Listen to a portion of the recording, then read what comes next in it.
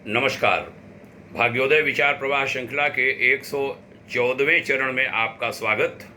आज 31 जुलाई को बड़ा सुंदर ये क्रम चला है, लोगों ने इसको सराहा है।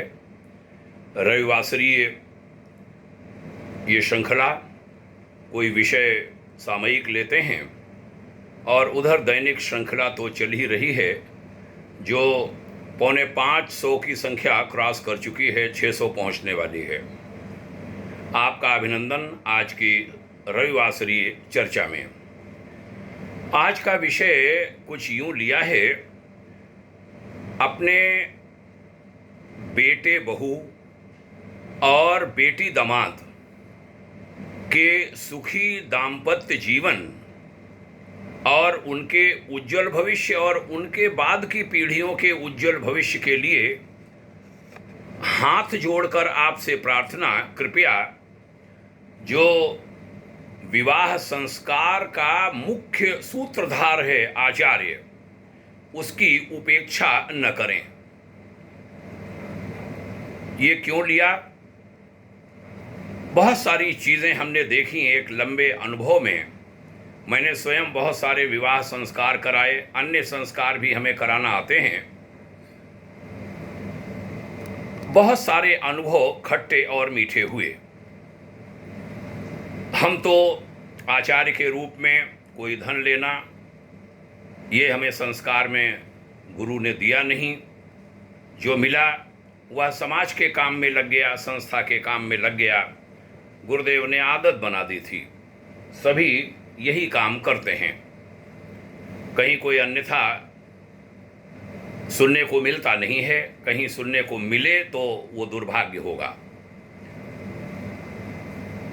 धन की मांग या धन की चाहत विवाह संस्कार कराने के लिए, लेकिन आचार्य की उपेक्षा हो, यह बात ठीक नहीं। आचार्य माने फिर संस्था की भी उपेक्षा होती है। हमने देखा विवाहों में ढेर सारा पैसा खर्च होता है दिखावे पर। हमने देखा 3-3 लाख रुपए, 2-2, 3-3 लाख रुपए केवल 2 घंटे के लिए गाने आदि पर जो संगीत के लोग बुलाए जाते हैं उन पर दिया जाता है। हमें आश्चर्य होता है। भोजपुरी गीत, अन्य गीत, 2-2, 3-3, 4-4 लाख रुपए एक विवाह संस्कार में 2 घंटे के लिए। बैंड बाजा 30,000, 50,000 क्या होता होगा, लोग बताते हैं इतना पैसा पड़ता है। टेंट आदि का लाखों का खर्च, भोजन आदि का आवश्यक है, होना ही चाहिए। 500 रुपये से लेकर 2-2 हज़ार रुपये और उसके ऊपर की पर थाली भोजन का खर्च, बहुत सारे खर्च, दिखावे के, लाइटिंग के, बहुत सारे खर्च। लेकिन जब आचार्य को कुछ देने की बात आती है, जो मुख्य सूत्रधार है, जो संस्कार देने वाला है, वहां 500 रुपये, 1100 रुपये, उसके आगे हिम्मत नहीं पड़ती, न लड़की पक्ष की न लड़के पक्ष की। और बेचारे पंडित जी बदनाम होते हैं कि वह तो समाज को लूटते हैं संस्कार के नाम पर। हमने अनेक अवसरों पर देखा है, जो जरूरतमंद हैं, उनके बच्चे नहीं पढ़ पा रहे हैं, तब भी वो मांग नहीं पाते, उन्हें संस्कार ही नहीं मिला। निवेदन करूंगा, ये मुझे नहीं मालूम कि कितना उचित है कितना अनुचित है ये विषय लेना, लेकिन हमें ऐसा लगा ये विषय लेना चाहिए। सनातन समाज में संस्कारों पर बहुत जोर दिया गया है, लेकिन दुर्भाग्य की संस्कार छूट जाता है, बाकी सब कुछ होता है, विवाह का संस्कार नहीं हो पाता। इसीलिए सेपरेशन के मुकदमे, संबंध विच्छेद के मुकदमे चलते हैं भारी संख्या में। वो संख्या मैं बताना नहीं चाहता, कोर्ट केसेस का परसेंटेज बहुत बड़ा प्रतिशत है, हमें किन्हीं न्यायाधीश महोदय ने बताया था। न्यायालयों में संबंध विच्छेदों के बाद में रोते हैं, बेटा बहू टूटा तो यहाँ परिवार परेशान होता है, माता पिता परेशान होते हैं, और वहाँ भी लड़की पक्ष के दोनों ही परिवार परेशान होते हैं। लेकिन कोई तह में नहीं जाना चाहते। कारण क्या था? क्योंकि विवाह के समय हम कोई संस्कार की बात, प्रेरणादायी बात तो बता ही नहीं पाए थे ना।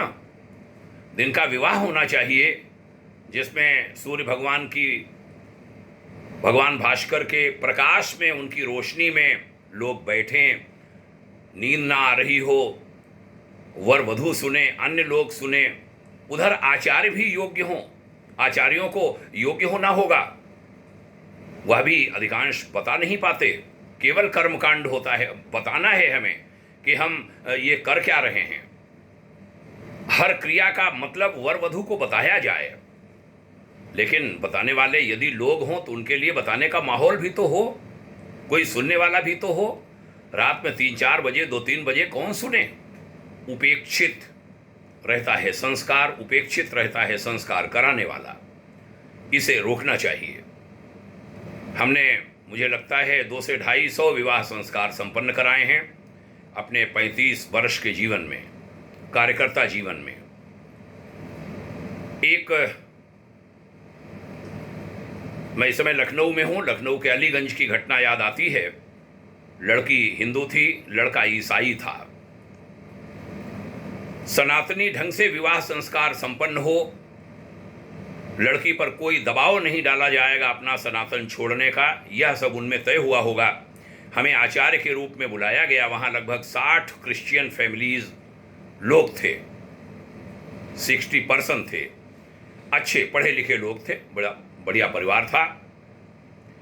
3 घंटे का जब हमारा विवाह संस्कार, पाणी ग्रहण संस्कार, परिणय संस्कार उन लोगों ने देखा, तो अंत में उनकी महिलाओं ने कहा था कि आचार्य जी, आज हमारी समझ में आया कि हिंदुओं में पति और पत्नी में इतना प्रेम क्यों होता है, क्यों 7 जन्म तक साथ साथ रहने की कस्में खाते हैं, शपथ लेते हैं। ये ताकत है हमारे सनातनी समाज में विवाह संस्कार की। यहाँ कोई कॉन्ट्रैक्ट नहीं है कि ये तोड़ देंगे तो ये पैसा दे दिया जाएगा और सब निपट जाए ना। जन्म जन्मांतर का संस्कार है।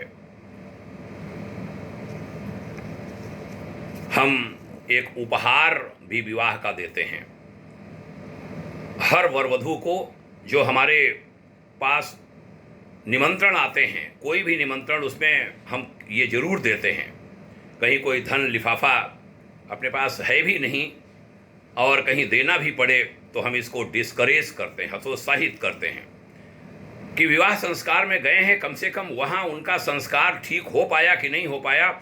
हम गए हैं, हम तो उनको ठीक ठाक प्रेरणा की कोई चीज़ें दे आवें। तो मैं एक पत्र बनाता हूँ भाग्योदय फाउंडेशन के पैड पर, और पहले जहाँ मैं संस्था में था वहाँ संस्था के पैड पर हमारा एक पत्र बनता था। अब भाग्योदय फाउंडेशन के पैड पर जाता है। वर वधू को हम संबोधन करते हैं, हमारे आत्मीय चिरंजीव अमुक और सौभाग्यवती अमुक, आपके मंगल परिणय संस्कार दिन फला दिनांक अमुक का आमंत्रण मिला, हम सबके आत्मीय आभार और मंगल कामनाएं। आपका शुभ विवाह देव शक्तियों की आशीष छाया में बड़े भव्य और दिव्य वातावरण में संपन्न हुआ है। यह आपके सुख और शांति से भरे भावी जीवन का सुखद संकेत है। ऐसे कहते हुए उस बिटिया के लिए मैं कुछ कहता हूँ संदेश कि, और दोनों के लिए संदेश कहता हूँ। युवक से कहता हूँ कि ये बच्ची एक सद्गुणी और श्रेष्ठ व्यक्तित्व की बेटी है, इसका ध्यान रखना। ये जीवंत देवी है धर्मपत्नी, उन्हें समुचित स्नेह और सम्मान देना। कन्या या वधू से कहता हूं, एक ही बात कहूंगा आपसे कि सम्मान दोगी, सहकार पाओगी। ऐसे कहते हुए आगे मैं लिखा करता हूं कि आपका दाम्पत्य जीवन सुखमय हो, आप दोनों भौतिक और आध्यात्मिक उत्कर्ष के उच्च शिखरों पर पहुँचे, ऐसी हमारी स्नेह भरी मंगल कामना। हमारे पास कोई तप पूर्ण हो तो उसका एक फलित अंश आपके सुखमय समुज्जल दाम्पत्य जीवन के लिए लग जाए, ऐसी मेरी हार्दिक कामना। आगे मैं कहता हूँ, महान चिंतक, विचारक, लेखक, हमारे मार्गदर्शक तपः पूत परम पूज्य गुरुदेव युग ऋषि पंडित श्री राम शर्मा आचार्य ने इस अवसर के लिए कुछ मार्गदर्शन दिए हैं, जो आप दोनों की प्रतिष्ठा में हम समर्पित कर रहे हैं।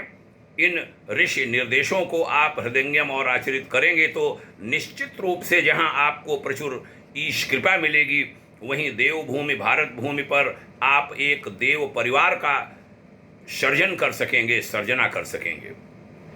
फिर मैं 5 बातें उनसे कहता हूँ। पहली कि गृहस्थ एक तपोवन है जिसमें संयम, सेवा और सहिष्णुता की साधना करनी पड़ती है। दूसरा कहता हूँ कि विवाह वेदी पर वर वधू द्वारा ली गई प्रतिज्ञाएं सुखी और समुन्नत जीवन की सफलता की कुंजी हैं। उन्हें सदैव स्मरण रखना। महान युग व्यास पंडित श्री राम शर्मा आचार्य द्वारा रचित विवाहित जीवन का अलौकिक आनंद नामक पुस्तक हम आपको सस्नेह भेंट कर रहे हैं। इसका संपूर्ण अध्ययन तो लाभप्रद होगा ही, उसी में ये प्रतिज्ञाएं भी स्मरणार्थ माने याद रखने के लिए आपको सप्रेम समर्पित हैं। वो आचार्य जी दे पाते होंगे कि नहीं दे पाते होंगे, लेकिन जो हमें विवाह में बुलाता है उसको हम ये अवश्य देते हैं। केवल भाग लेने के लिए जाते हैं, तब भी अपना दायित्व निभा के आते हैं।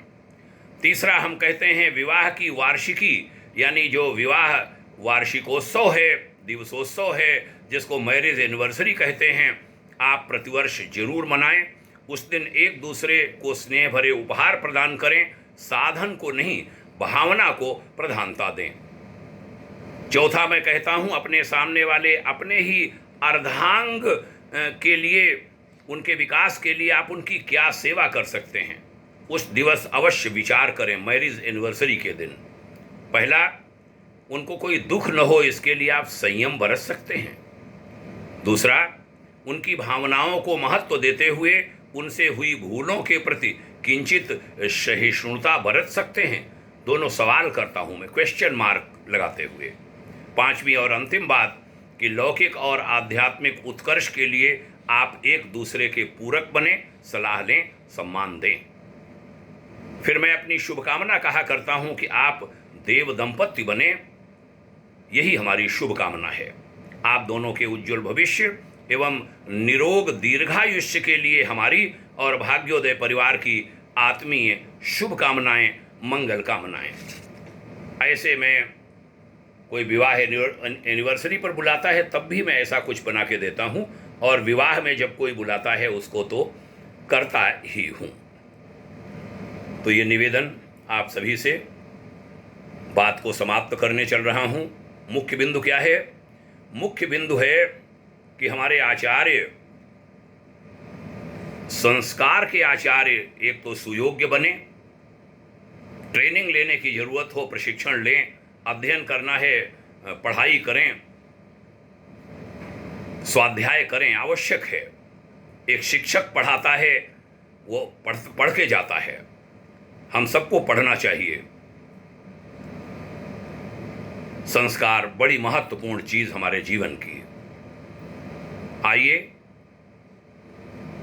हम सब, जो मुख्य सूत्रधार है हमारी बेटी दामाद, बेटे बहू की शादी में, उसके विवाह में, आचार्य, संस्कार आचार्य, पंडित जी, जो भी नाम से आप जिनको कहते हैं,